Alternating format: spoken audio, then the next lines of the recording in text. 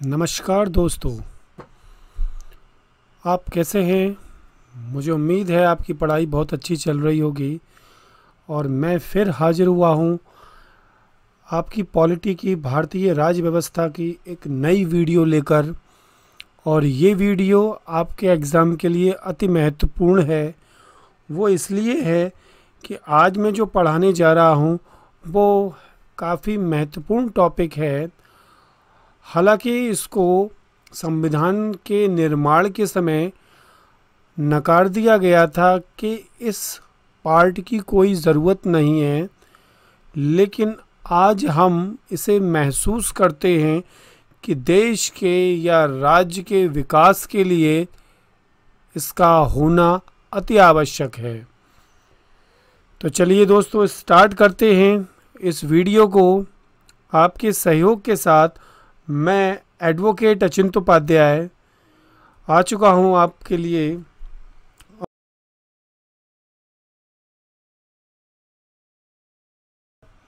नमस्कार दोस्तों, आप कैसे हैं। मुझे उम्मीद है आपकी पढ़ाई बहुत अच्छी चल रही होगी और मैं फिर हाजिर हुआ हूं आपकी पॉलिटी की भारतीय राज्य व्यवस्था की एक नई वीडियो लेकर। और ये वीडियो आपके एग्ज़ाम के लिए अति महत्वपूर्ण है। वो इसलिए है कि आज मैं जो पढ़ाने जा रहा हूँ वो काफ़ी महत्वपूर्ण टॉपिक है। हालांकि इसको संविधान के निर्माण के समय नकार दिया गया था कि इस पार्ट की कोई ज़रूरत नहीं है, लेकिन आज हम इसे महसूस करते हैं कि देश के या राज्य के विकास के लिए इसका होना अति आवश्यक है। तो चलिए दोस्तों, स्टार्ट करते हैं इस वीडियो को। आपके सहयोग के साथ मैं एडवोकेट अचिंत उपाध्याय आ चुका हूं आपके लिए। आज चैप्टर 12 तक मैंने करवा दिया है आपको। आप 1 बाय 1 मेरी वीडियोस देख सकते हैं और जहां तक मैं पढ़ा रहा हूं आपका कोई भी क्वेश्चन यहां से निकल के बाहर नहीं जाएगा। फिर भी आपको कोई लगता है कि कोई चीज़ आपको और पढ़नी है तो आप मुझे कमेंट बॉक्स में कमेंट करके आप मुझे सजेस्ट कर सकते हैं और बता सकते हैं, तो मैं इस पर ज़रूर अपना कार्य करूंगा। तो यहाँ पर है DPSP, राज्य के नीति निर्देशक तत्व, directive principle of the state policy. तो यहाँ पर डायरेक्टिव प्रिंसिपल्स हैं, मीन्स यहाँ पर डायरेक्शन किया गया है। राज्य के नीति निर्देशक, ऐसी नीतियों के बारे में बताया गया है जिनको राज्य समय समय पर अप्लाई करेगा देश के विकास के लिए, देश के उत्थान के लिए। इसलिए दोस्तों ये नीति निर्देशक तत्व लाए गए। अगर हम इसका दूसरा पहलू देखें तो डायरेक्टिव प्रिंसिपल्स को कोर्ट में मतलब यहाँ पर इसके लिए दावा नहीं किया जा सकता है, एनफोर्स नहीं कराए जा सकते हैं, इनके लिए ना करने के लिए केस नहीं चलाया जा सकता है। ये आवश्यकता अनुसार, समय के अनुसार हर राज्य द्वारा, हर प्रदेश जो भी है उसके द्वारा इसे लागू किया जाना चाहिए। संविधान सभा में भाग 4 के महत्व के ये प्रश्न किया गया तथा ये उस समय एक व्यर्थ माना गया क्योंकि ये तत्व कोई वैधानिकता नहीं रखते हैं। वास्तव में अगर देखा जाए तो उस समय ये कहा गया था ये परीक्षण गुब्बारे की तरह हैं। जो गुब्बारा जैसे होता है कि परीक्षण किया और छोड़ दिया और या तो वो फूट जाएगा या पता नहीं कहाँ चला जाएगा, तो इस तरह से इसे माना जाता था। लेकिन जो कि सत्ता में विद्यमान जो सरकारें थीं उस समय क्षमता का परीक्षण करते थे अपनी अपनी, और कुछ विधियों की संवैधानिकता का परीक्षण नीति निर्देशक तत्वों को ध्यान में रखकर किया गया। तो इनको काफ़ी इम्पॉर्टेंट धीरे धीरे माना जाने लगा कि ये भी अपने आप में वैल्यू रखते हैं, तो इसलिए इनको लाया गया। 25वें संविधान संशोधन, ध्यान रखना है, 25वें संविधान संशोधन द्वारा 1971 में नीति निर्देशक तत्वों को लाया गया, मतलब इनमें वृद्धि हुई और काफ़ी ये बढ़े। यह कहा जा सकता है कि राज्य के नीति निर्देशक तत्वों में उन लक्ष्यों का वर्णन है जिन्हें प्राप्त किया जाता है, मतलब जिन्हें राज्य को प्राप्त करना है, और मूल अधिकार वे साधन हैं जिनके माध्यम से उन लक्ष्यों को प्राप्त किया जा सकता है। कभी कभी कन्फ्यूज़न हो जाता है कि मूल अधिकार और राज्य के जो नीति निर्देशक तत्व हैं उनमें क्या डिफरेंस है। अगर हम छोटा सा डिफरेंस देखें तो इनको एनफोर्स नहीं कराया जा सकता है नीति निर्देशक तत्वों को, लेकिन मौलिक अधिकारों के हनन होने पर हम कोर्ट में जा सकते हैं। तो ये सबसे बड़ा अंतर तो यही है, वो इनको ये एक तरह से सपना है। डायरेक्टिव प्रिंसिपल अगर सरल तरीके से देखा जाए तो एक सपना है जिसे पूरा किया जाना है, और पूरा कौन कराएगा? वो मूल अधिकार। मूल अधिकार एक रास्ता है, एक वे है जिस पर चलकर हम इन नीतियों को जो हमें निर्देशन देती हैं उन तत्वों को राज्य के विकास के लिए, राज्य के उत्थान के लिए हम बना सकते हैं। यहाँ पर आगे देखिए, मैंने राज्य के नीति निर्देशक तत्वों के बारे में बताया हुआ है। राज्य के नीति निर्देशक तत्वों का वर्णन संविधान के भाग 4 में अनुच्छेद 36 से 51 के अंतर्गत किया गया है। आप जाके देखेंगे 36 to 51 तक ये आपको मिल जाएंगे। और राज्य के नीति निर्देशक तत्व केंद्र तथा राज्यों की सरकारों के नाम जारी ऐसे निर्देश हैं जो देश की शासन व्यवस्था के मौलिक अंग हैं, मतलब कि ये बहुत ज़रूरी हैं। मैंने आपको पहले ही बता दिया। आगे बढ़ते हैं। राज्य के नीति निर्देशक तत्वों का उद्देश्य जनता के कल्याण को प्रोत्साहित करने वाली सामाजिक व्यवस्था का निर्माण करना है, मतलब हमें ऐसी व्यवस्था बनानी है समाज में जो जनता का कल्याण करे और जनता के लिए हो। नीति निर्देशक तत्वों को प्रशासकों के आचार संहिता कहा जाता है। इम्पॉर्टेंट है ये, इनको क्या कहा जाता है? प्रशासकों की आचार संहिता, मतलब जो भी अथॉरिटीज़ हैं, जो हमारे ऊपर जो अधिकारी बैठे हुए हैं, वो किस तरह से इसको लगाएंगे, यहाँ का आचार विचार उसकी सहूलियत के अकॉर्डिंग। तो इसीलिए कहा गया है आचार संहिता, जिससे देश का उत्थान हो सके। तो इसलिए ये लाए गए थे दोस्तों। आगे बढ़ते हैं।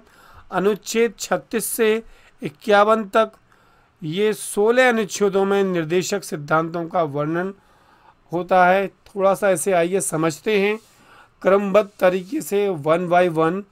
36 to 37। अनुच्छेद 36 में राज्य शब्द को परिभाषित किया गया है। ये ध्यान रखना है, राज्य शब्द जो है वो कहाँ पर मिलता है? आपके अनुच्छेद 36 में मिलेगा। नेक्स्ट इसमें आता है अनुच्छेद 37, घोषणा करता है कि निर्देशक तत्व देश के शासन के मूल अधिकार हैं और इन सिद्धांतों को लागू करना राज्य का कर्तव्य होगा। मतलब ये बताता है 37 कि जो निर्देशक तत्व हैं ये शासन के मूल अधिकार हैं। मूलाधिकार, मूल अधिकार नहीं, मूला आधार। मूलाधिकार मतलब ये बेस हैं, ये आधार हैं, आधारशिला हैं, जिन पर चलकर हम अपने उन उद्देश्यों को पा सकते हैं जो एक विकसित देश के लिए आवश्यक हो जाता है। तो यहाँ पर ये 37 इसी चीज़ को बताता है। नेक्स्ट ये है, इसमें ये सिद्धांत किसी भी न्यायालय में प्रवर्तनीय नहीं होंगे। मैंने आपको बता दिया, इनको एनफोर्स नहीं कराया जा सकता है। यह है कि न्यायपालिका राज्य को निर्देशक तत्वों के अंतर्गत किसी कर्तव्य को निभाने के लिए विवश नहीं कर सकती है। कोर्ट ये आदेश नहीं देगा कि आपने मेरी बात या देश की बात या किसी अधिकारी की बात नहीं मानी है, चलिए आपको आदेश दिया जाता है और आप ऐसा करें, अगर आप नहीं करेंगे तो आपको दंडित किया जाएगा। ऐसा इसमें बिल्कुल भी नहीं मिलता है। तो यहाँ पर ये इम्पॉर्टेंट हो जाता है। आगे चलते हैं 36 से 37, 38। राज्य ऐसी सामाजिक व्यवस्था बनाएगा जो सामाजिक, आर्थिक और राजनीतिक न्याय को सुनिश्चित करते हुए भारत को लोक कल्याण की दिशा में अग्रसर करेगा। Means public welfare. यहाँ पर पब्लिक वेलफेयर के लिए ज़्यादा सोचा गया है। ऐसी सामाजिक व्यवस्था बनाएगा जो सामाजिक तौर से ऊंची हो, आर्थिक तौर से ऊंची हो और राजनीतिक रूप से न्याय मिल सके। ये सारी चीज़ें इसमें व्यवस्थित की जाएंगी। तो हम देश को देखते हैं, हर राज्य अपने राज्य को बढ़ाने के लिए कुछ नई नई योजनाएं लाता है जिससे देश ऊंचा उठ सके। अगर वो अपना भला, अपनी जनता का भला करता है तो ऑटोमेटिकली उसके खुद के जनता के भले के साथ साथ देश का भला भी होता जाता है। तो यहाँ पर कहीं ना कहीं लोक कल्याण की जो भावना है वो विदित होती है। नेक्स्ट आते हैं इसमें अनुच्छेद 39। राज्य अपनी नीतियों का संचालन इस प्रकार करेगा जिससे पुरुष, स्त्री सभी नागरिकों को समान रूप से जीविका के पर्याप्त साधन प्राप्त करने का अधिकार हो। तो यहाँ पर स्त्री पुरुष को समान कार्य के लिए समान वेतन की जो भावना है वो मिल सके, ये ऐसा करेगा। लेकिन अभी भी इसमें थोड़ी कमी दिखाई देती है हमारे देश में कि स्त्री और पुरुष में कार्य की जो करने की जो क्षमता है इसको आंका जाता है और कहीं ना कहीं स्त्री की क्षमता को कम किया जाता है, जो सरासर गलत है और निंदनीय है। तो इस तरह से हमें बढ़ाना है, दोनों को साथ करना है और आगे बढ़ाना है। आगे चलते हैं 39A मतलब का 1976 में 42वें संविधान संशोधन द्वारा यह अनुच्छेद स्थापित किया गया। इसके अनुसार निशुल्क विधिक सहायता, इस पर ध्यान देना है आपको, निशुल्क विधिक सहायता। क्वेश्चन आ जाता है कि निशुल्क विधिक सहायता किस आर्टिकल में दी हुई है और कौन से संविधान संशोधन द्वारा इसे लाया गया। तो आंसर आपको 39A और 42वां संशोधन याद रखना है। और सभी के लिए समान न्याय की जो भावना है वो इसी आर्टिकल से बाद में आई, जो जोड़ा गया, प्राप्त करवाना तथा राज्य का कर्तव्य घोषित किया गया है। मतलब राज्य की ये ड्यूटी है, और ड्यूटी तो आप जानते हैं कि एनफोर्सेबल नहीं हो सकती है किसी भी कोर्ट में। अगर आप सुबह निकलते हैं और आप अपने पड़ोस में जो अंकल रहते हैं उनको आप नमस्ते नहीं करते हैं तो अंकल जी आपको मारेंगे नहीं, पीटेंगे नहीं, लेकिन आपका नैतिक कर्तव्य कहता है, ये कर्तव्य है कि आप उनसे नमस्ते करें।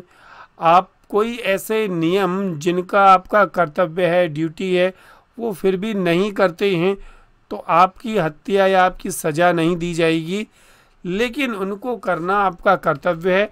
In the same sense similarly अगर हम देखें तो राज्य भी उसी परिधि में इर्द गिर्द घूमता है। राज्य का भी यह कर्तव्य हो जाता है कि राज्य व्यक्ति को निःशुल्क विधिक सहायता और समान न्याय करवाने का पूरा प्रयास करे, ये 39A कहता है। ठीक है, आगे चलते हैं दोस्तों। अनुच्छेद 40 राज्य ग्राम पंचायतों के गठन हेतु ऐसे कदम उठाएगा जिससे पंचायतों का स्वायत्व शासन की इकाई के रूप में कार्यक्षम बनाया जा सके। मतलब यहाँ पर जितने भी आप देख सकते हैं गांव-गांव में पंचायती राज एक्ट आया, चौपालें बनी और बहुत सारे गांव के स्वायत्तता के लिए, सेल्फ गवर्नेंस के लिए वहाँ पर बहुत सारे कानून लाए गए, आंगनबाड़ी लाई गई। ये गांधी जी का भी एक सपना था जो अनुच्छेद 40 में हमें देखने को मिलता है। महात्मा गांधी की जो सपना था कि सभी को गाँव को उत्थान करना बहुत ज़रूरी है देश के विकास के लिए। और उसी तर्ज पर आज आप देख सकते हैं गांव-गांव में अंदर जाकर भी बहुत लोग पढ़ाई कर रहे हैं और वहाँ पर भी बहुत सुविधाएं देखने को मिल रही हैं। तो ये अनुच्छेद 40 की ही तो देन है। तो डायरेक्टिव प्रिंसिपल्स कहीं ना कहीं हमारे लिए बहुत बड़े हमारे मार्गदर्शक हैं, ये एक निर्देशन का काम करते हैं। आगे बढ़ते हैं। इसमें अनुच्छेद 39 जो मैंने आपको बताया, 39A बताया, 40 बताया। अब आते हैं हम 41 अनुच्छेद पर। तो आर्टिकल 41 क्या कहता है? राज्य आर्थिक सामर्थ्य और विकास की सीमाओं के भीतर काम करने के, शिक्षा पाने के और बेरोजगारी, बुढ़ापा, बीमारी और अन्य अर्ह आबाद की दशाओं में लोक सहायता पाने के अधिकार प्राप्त कराने का प्रभावी उपबंध करेगा। यहाँ भी राज्य की ड्यूटी को बताया गया। सामर्थ्य और विकास के जो भी नए तरीके हैं वो पैदा करेगा और काम करने का, काम पाने का, बेरोजगारी को दूर करने का, बुढ़ापा, बीमारी है, ऐसी कोई दशा पैदा होती है तो वो भी सहायता प्रदान करेगा। ये राज्य की ड्यूटी है। हालांकि ये चीज़ अभी विकसित इतनी नहीं हो पाई है हमारे देश में, फिर भी इस पर धीरे धीरे काम चल रहा है। लेकिन ये काम अभी बहुत धीरे गति से चल रहा है। इसको थोड़ा सा रैपिडली स्पीड पकड़नी चाहिए, तभी हमारा देश उन्नति के शिखर पर पहुंच सकता है। आगे आता है दोस्तों इसमें आर्टिकल 42, राज्य विशेषता महिलाओं के संबंध में काम की न्याय संगत और मानवोचित दशाओं का तथा प्रसूति सहायता का उपबंध करेगा। तो यहाँ पर क्या है? यहाँ पर महिलाओं के लिए विशेष उपबंध, विशेष सहायता का प्रावधान किया गया है कि अगर लेडी ऐसी है जो प्रेग्नेंट है और अगर वो आ जा नहीं सकती है, उसे दिक्कत है, तो राज्य कहीं भी वो जॉब करती है उसे तुरंत छुट्टी दी जाएगी और जितने दिन तक वो छुट्टी पर रहती है उसकी सैलरी नहीं काटी जाएगी। तो ये महिलाओं के लिए बहुत ज़रूरी है और बहुत इम्पॉर्टेंट कदम इसी के अकॉर्डिंग लिया गया है। और न्याय संगत और मानवोचित दशाएं, मतलब मानवता के मापदंड पर ऐसी दशाएं जो स्त्रियों के लिए, महिलाओं के लिए उचित हों, वो समय समय पर वो देश जो है राज्य लागू करता रहेगा। आज आप देख सकते हैं महिलाओं के उत्थान के लिए जगह जगह कदम उठाए जा रहे हैं। तो ये सब कहाँ से मिलता है? डायरेक्टिव प्रिंसिपल से। आगे आते हैं अनुच्छेद 43, राज्य कर्मकारों को, जो वर्कर्स हैं, उनके कार्य क्षेत्र की परिस्थिति, न्यूनतम मजदूरी व सुविधा के संबंध में अपेक्षित प्रावधान करेगा। मतलब उनकी जो मजदूरी है वो फिक्स और की जाएगी, जिससे उन्हें मालूम हो कि हमें कितनी मजदूरी मिलनी है और सुविधा दी जाएगी। और ऐसी जो कार्य क्षेत्र की जो परिस्थिति है उसको भी ध्यान में रखा जाएगा। इस स्थिति में भी देश हमारा धीरे धीरे प्रगति कर रहा है। हालांकि अगर हम देखें तो स्पीड थोड़ी कम है, लेकिन स्पीड बढ़ रही है दोस्तों और देश उन्नति कर रहा है। नेक्स्ट आते हैं हम अनुच्छेद 44 पर।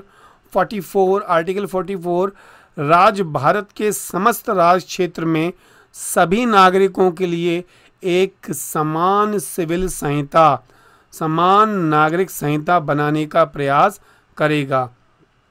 यहाँ पर यूनिफॉर्म सिविल कोड और यूनिफॉर्म जो सिटीजनशिप कोड है वो बनाने का करेगा। यहाँ पर ये माना जाएगा कि हम सब लोग क्या हैं? समान हैं। हमारा क्या है कि एक ही व्यक्ति है, पूरा भारत एक है, इसमें कोई भी अलग अलग नहीं हैं, हम सब एक नागरिक हैं। समान सिविल संहिता है, इसमें सारे लोगों को समानता का हर तरह से प्रयास करने का राज्य भरसक प्रयास करेगा। जो आप देख सकते हैं इसमें अभी नरेंद्र मोदी गवर्नमेंट बीजेपी सरकार द्वारा इसमें पहल भी की गई थी, लेकिन अभी वो मामला कहीं ना कहीं लिंगर ऑन है, लटका हुआ है, आगे नहीं बढ़ा है। तो ये भी एक बहुत अच्छा कदम है, अगर लागू होता है तो देश में समानता बहुत ज़्यादा देश को ऊंचाई तक ले जा सकती है। आर्टिकल 45 इसके अकॉर्डिंग राज्य इस संविधान के प्रारंभ से 10 वर्ष की अवधि के भीतर, मतलब 26 जनवरी 1950 को संविधान लागू हुआ, तो उस अवधि से 10 वर्ष की अवधि के भीतर सभी बालकों को 14 वर्ष की आयु पूरी करने तक निःशुल्क और अनिवार्य शिक्षा देने के लिए उपबंध करने का प्रयास करेगा। यहाँ पर प्रयास करेगा, ये वर्ड जो है प्रयास है, तो जो भी राज्य इसके लिए प्रयास कर रहे हैं वो अग्रणी हैं, उनको हम सैल्यूट करते हैं। आप देख सकते हैं केरला में भी ऐसा हो रहा है, और यहाँ पर साउथ के तेलंगाना में भी इस तरह का मिलता है, महाराष्ट्र में भी मिल रहा है। तो इस तरह के नॉर्थ के भी है, जैसे उत्तराखंड है, यूपी में इतना नहीं हो पाया है, लेकिन फिर भी काफ़ी सारे राज्य जो हैं इस चीज़ में कहीं ना कहीं अग्रसर हो रहे हैं, लेकिन अभी भी हम अपने लक्ष्य को प्राप्त नहीं कर पा रहे हैं। अगर जैसे जैसे हमारा लक्ष्य प्राप्त हो जाएगा ऑटोमेटिकली देश उन्नति करेगा। नेक्स्ट आता है 46 संविधान संशोधन के बाद नया प्रावधान। नया प्रावधान इसमें क्या था, राज्य सभी बालिकों के लिए 6 वर्ष की आयु पूरी करने तक प्रारंभिक बाल्यावस्था, देख रेख और शिक्षा देने के उपबंध का प्रयास करेगा। ये काफ़ी हद तक पूर्ण हो चुका है, लेकिन जो माँ बाप हैं, जो गरीब नहीं हैं, वो खुद ही अपने आप ही कर लेते हैं, लेकिन जो गरीब है उनकी देख रेख के लिए जो सरकारी स्कूल खोले जाते हैं उनकी देखरेख की जाती है, फ्री शिक्षा दी जाती है, जैसे वजीफ़ा देना होता है या अन्य सुविधाएं जैसे दी जाती हैं, लेकिन 100% इसमें अभी पूर्णता प्राप्त नहीं हुई है। तो ये दोनों ही जो 45 और 46 हैं, इसमें 14 वर्ष तक का है और इसमें 6 वर्ष तक का है। कह सकते हैं कि पूर्णता की ओर धीरे धीरे जा रहा है, लेकिन इसमें अभी भी कमी चल रही है। आगे बढ़ते हैं दोस्तों, इसमें अनुच्छेद 46 राज्य जनता के दुर्बल वर्गों, विशेषतः अनुसूचित जातियों, जनजातियों के शिक्षा और अर्थ संबंधी हितों की विशेष सावधानी से अभिवृद्धि करेगा और सामाजिक अन्याय और सभी प्रकार के शोषण से उसकी रक्षा करेगा। मतलब कि राज्य जो है जनता के जो दुर्लभ वर्ग हैं, SC STs हैं, जनजाति प्रदेश हैं, वो पढ़े लिखे नहीं हैं, शिक्षित नहीं हो पा रहे हैं, तो उनके लिए सारे जो शिक्षा के संबंधी और धन संबंधी विशेष प्रावधान करेगा। तो आप देख सकते हैं काफ़ी अमेंडमेंट संशोधन हो चुके हैं इसके ऊपर, और सामाजिक अन्याय सभी प्रकार से जो शोषण होता है उसकी भी रक्षा करेगा।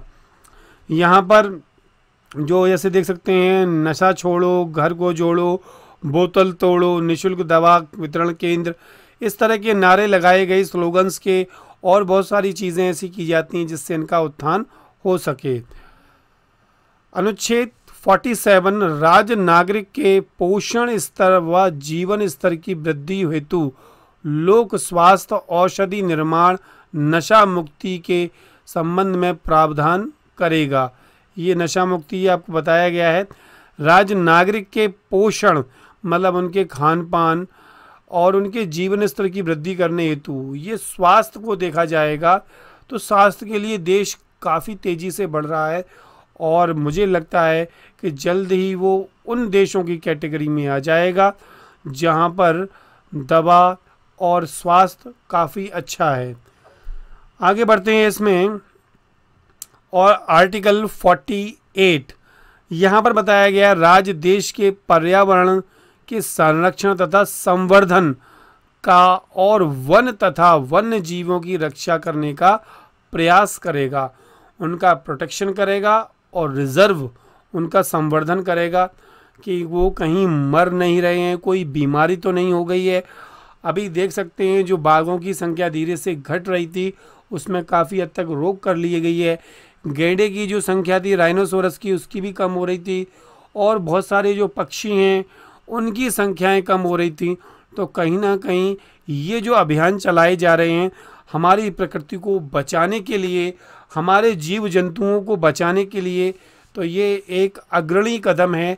अगर हम ये सोचें कि हम ही जीवित रहें और जानवर मर भी जाएंगे तो क्या फ़र्क पड़ेगा, लेकिन ऐसा नहीं है दोस्तों। जानवरों का जीवित रहना, छोटे छोटे जीव जंतुओं का जीवित रहना, बड़े जीवों का जीवित रहना, पेड़ पौधों का जीवित रहना, ये एक साइकिल है जिसका होना बहुत ज़रूरी है। एक दूसरे को वो ख़त्म करते हैं और एक दूसरे पर निर्भर रहते हैं। ये पूरी प्रकृति का एक चक्र है। अगर इसे तोड़ने का हम जब जब प्रयास करेंगे तो प्रकृति हमें उल्टा प्रभाव देगी। जैसा कि हम आज देख सकते हैं कोरोना वायरस जो आ चुका है, कोरोना वायरस ने हमें बिल्कुल लाचार कर दिया है, बिल्कुल ऐसा कर दिया है कि हम किसी काम के लिए नहीं जा सकते हैं। तो कहीं ना कहीं प्रकृति से छेड़छाड़ करना और गलत तरीके से इसका दुरुपयोग करना, दोहन करना हमारे लिए, आने वाली पीढ़ी के लिए जो ये नुकसानदायक हो सकता है। इसलिए हमें प्रकृति को बचाने का सभी लोगों को प्रयास करना चाहिए, जो ये आर्टिकल 48 कहता है। 48A में क्या बताया गया है, राज्य देश के पर्यावरण की संरक्षा, मतलब पर्यावरण का संरक्षण करेगा। जो भी वायुमंडल है, पर्यावरण है, आपस में जो दिखाई देता है यहाँ पर, उसमें सुधार करने का और वन व अन्य जीवों की रक्षा करने का प्रयास करेगा। यहाँ पर भी उन्हीं के लिए, जीव जंतुओं के लिए, पर्यावरण की सुरक्षा के लिए। तभी तो आप देख सकते हैं इस समय पूरे देश में जो बहस छिड़ी हुई है ग्रीन हाउस इफ़ेक्ट, जो हमारा वैश्विक रूप से देखा जाए जो गैसेस जो हो रही हैं हमारी ओजोन परत को हल्का कर रही हैं, और धीरे धीरे जो अल्ट्रा वायलेट किरणें हैं, पराबैंगनी किरणें हैं, सूर्य की सीधे पृथ्वी पर पड़ रही हैं, जिससे स्किन की प्रॉब्लम हो रही है। और हमारे जो ग्लेशियर्स हैं, हिमनद हैं, वो भी टूट रहे हैं, जिससे पानी का तल बढ़ रहा है। और बढ़ने के साथ साथ क्या हो रहा है, समुद्र के बढ़ने से सुनामी, टॉर्नेडो, इस तरह के बहुत सारे तूफान जो जन जन को प्रभावित कर रहे हैं, जान माल का नुकसान कर रहे हैं।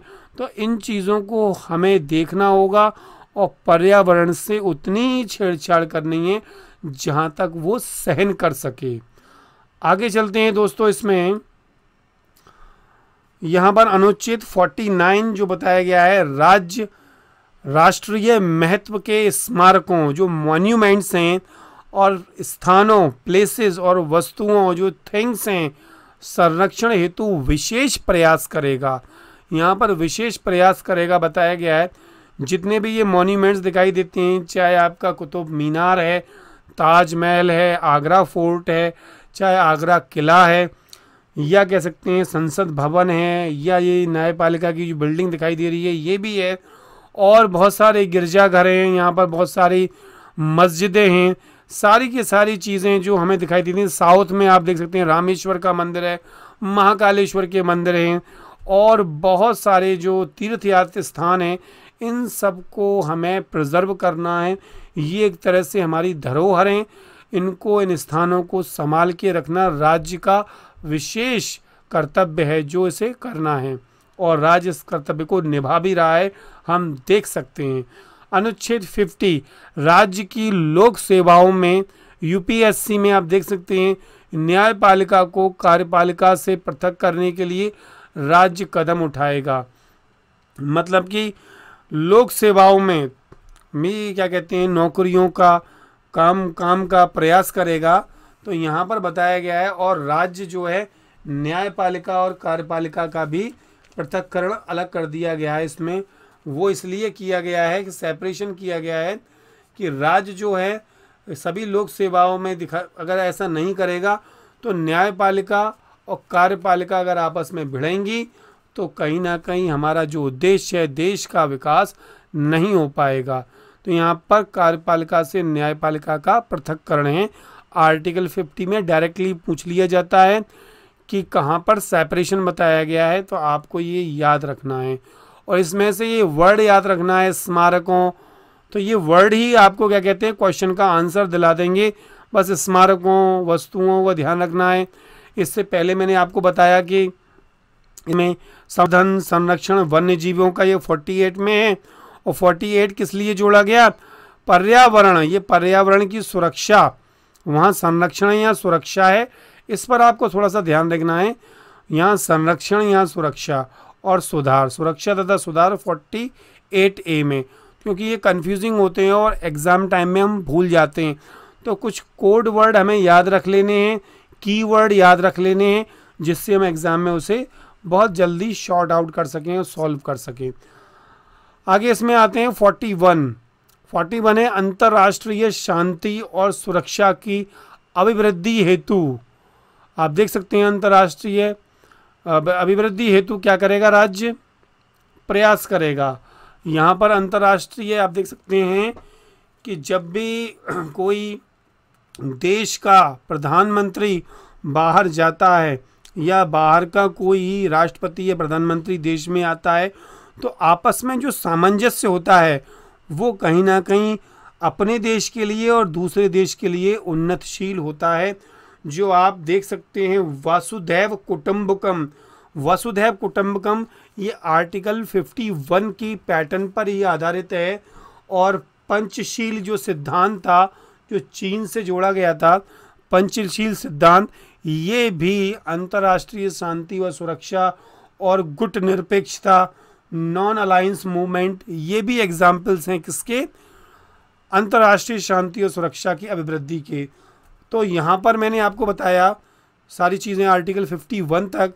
तो ये आर्टिकल डायरेक्टिव प्रिंसिपल्स के थे, तो ये बहुत इम्पॉर्टेंट थे जो आपको जानना ज़रूरी थे। भारत के संदर्भ में राज्य के नीति निर्देशक तत्वों का महत्व क्या है? इन प्रावधानों के माध्यम से समाज के कमजोर वर्गों के लिए राजनीतिक, आर्थिक, सामाजिक न्याय को सुरक्षित किया जा सकता है। डायरेक्ट इसमें क्वेश्चन आ सकता है कि इसका महत्व क्या होता है। तो ध्यान रखना, राजनीतिक, आर्थिक और सामाजिक न्याय, दोनों तरह का न्याय, जो हमारी प्रियम्बल उद्देशिका में साफ साफ तौर पर लिखा हुआ है। ये नागरिकों के अवसर व पदों की समानता सुनिश्चित करते हैं। अपॉर्चुनिटी और जो पोस्टेज हैं, ये व्यक्ति की गरिमा व राष्ट्र की एकता, अखंडता को सुनिश्चित करते हैं। मतलब यहाँ पर यूनिटी एंड इंटेग्रिटी दोनों को बताते हैं, विखंडित नहीं होने देते हैं। अगर देश बढ़ेगा, एक साथ रहेगा, सारे लोग सोचेंगे, तो कहीं ना कहीं ये एकता है जिसमें खंडित कोई वर्ड नहीं है, खंडित नहीं किया जा सकता है। जिसे सरकार नैतिक रूप से बाध्य है, कानून रूप से नहीं।